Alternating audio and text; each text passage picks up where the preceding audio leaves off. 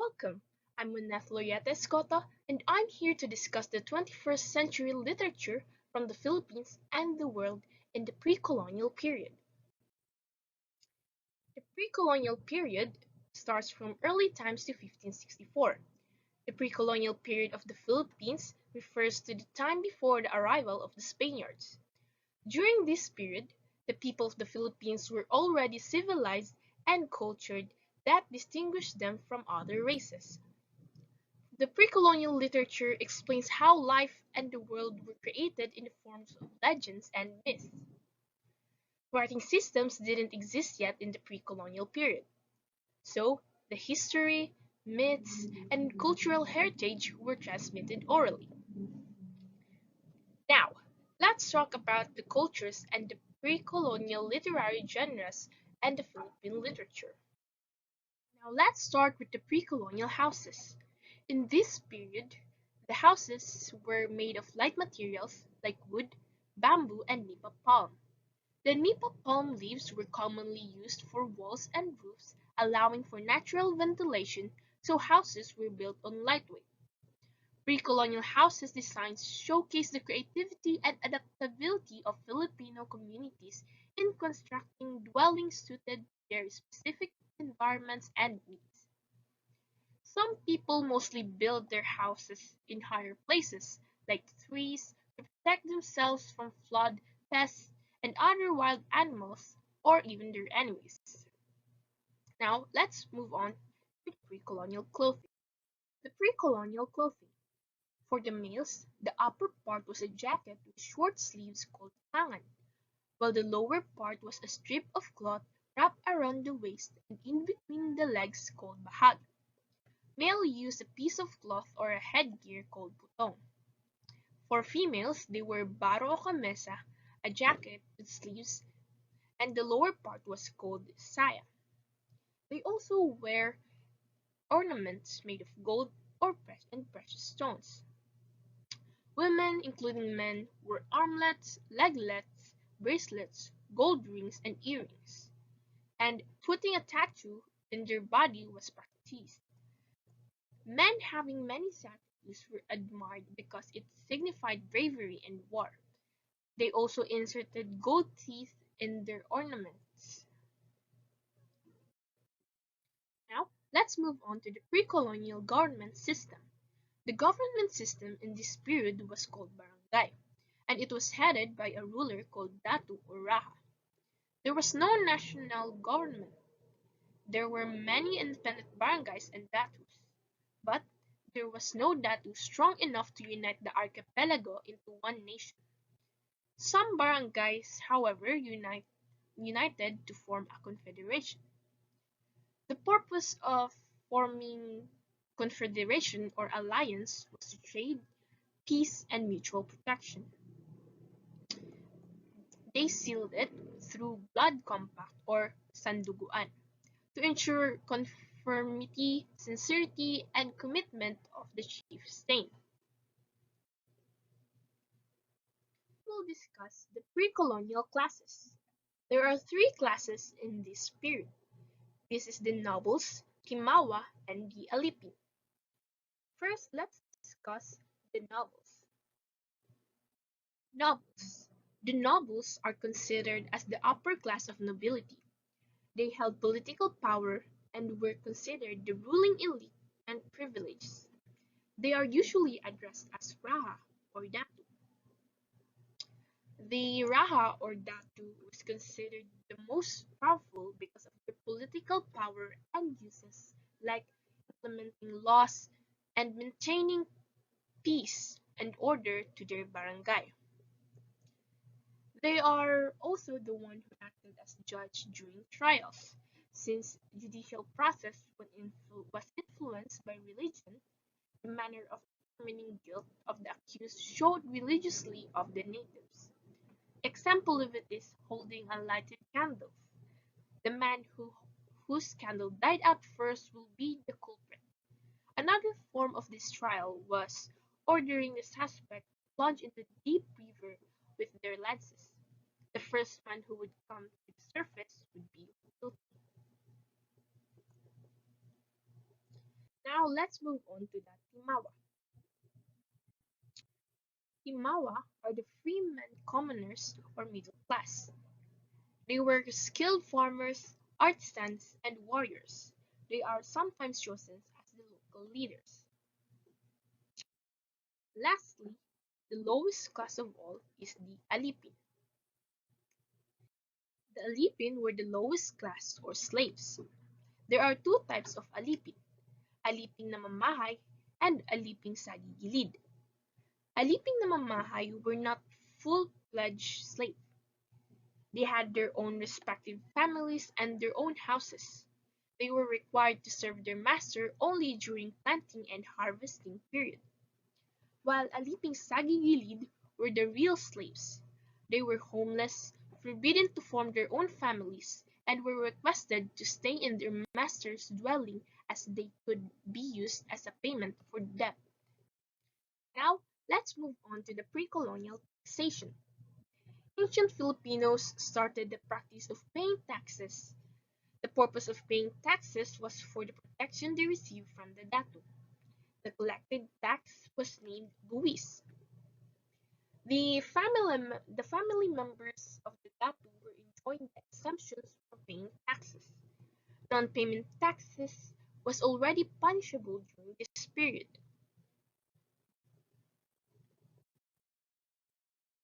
Now, let's discuss the pre-colonial courtship and marriage. In the pre-colonial courtship and marriage, the man was required to give a dowry. This means that the wealth that the groom's families give to the bride or her family as a part of the arrangement. Example of it are bigay kaya, which is a type of dowry consisted of a piece of land or gold. Himaraw, groom's parents give as a payment for raising the bride during infancy period. And panghimuyat, the groom's parents give, and then the bigay suso, a bride's wet nurse who receives a share of dowry. In the pre-colonial period, they also had mixed marriage. Mixed marriage, it was common to the couples belonging to the different social classes. In early Filipino, they also practiced the divorce, and the several grounds of divorce were adultery, abandonment on the part of the husband, cruelty, and insanity.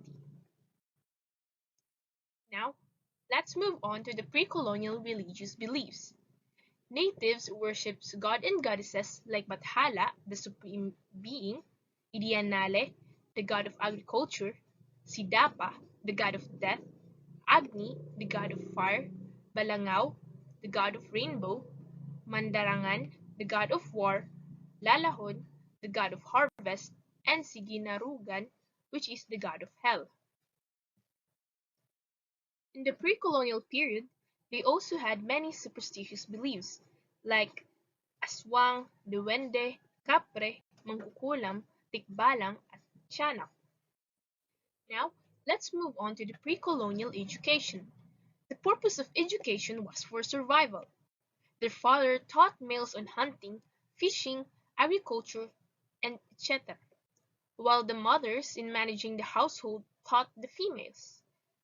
They also have many pre-colonial languages, like the Tagalog, Ilocano, Pangasinan, Kapampangan, Sugbuhanon, Hiligaynon, Maguindanao, and Samarnon.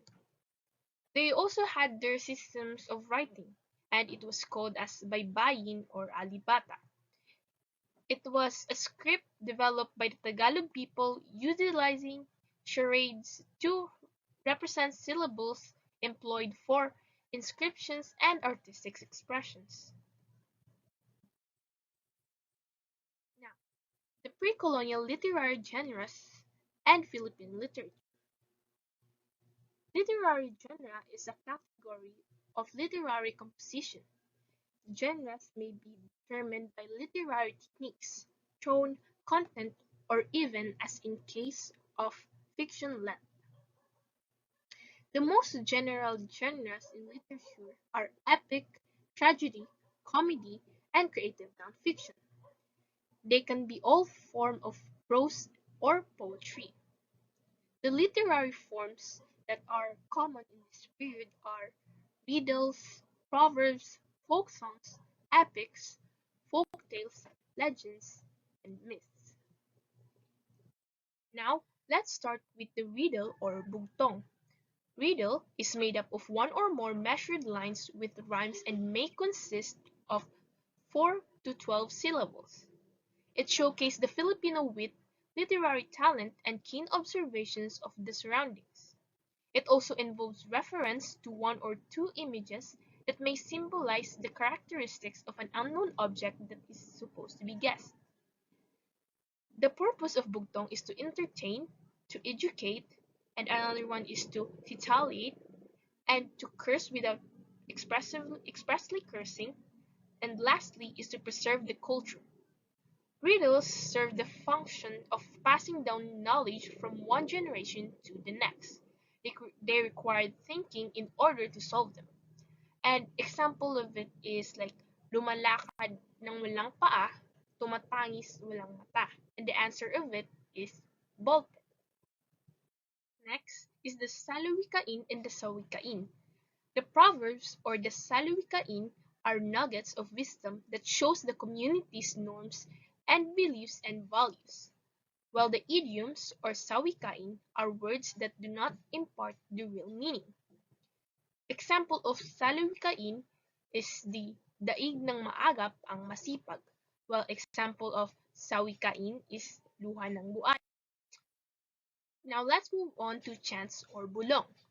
Chants or bulong was used in chants or enchantments, gratitude, excuse, apology to unpin other elemental spirits our forefathers believed in, and to protect them from harm and danger.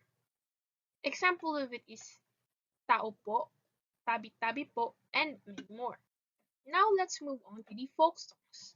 The folk song expresses the hopes and aspirations, lifestyles, as well as their loves. Folk songs, or awit ng bayan, are songs with lines often described as repetitive, didactic, and sonorous. Example of it is the Paru-Parong Bukid. Next is the lullaby. Lullaby are soothing songs often sung to put babies to sleep. An example of it is the Saugoy ng Duyan. Next is the serenade or harana. These are courtship songs used by young men to capture the heart of the girl they love. Now let's move on to the folk tales or kwentong bayan.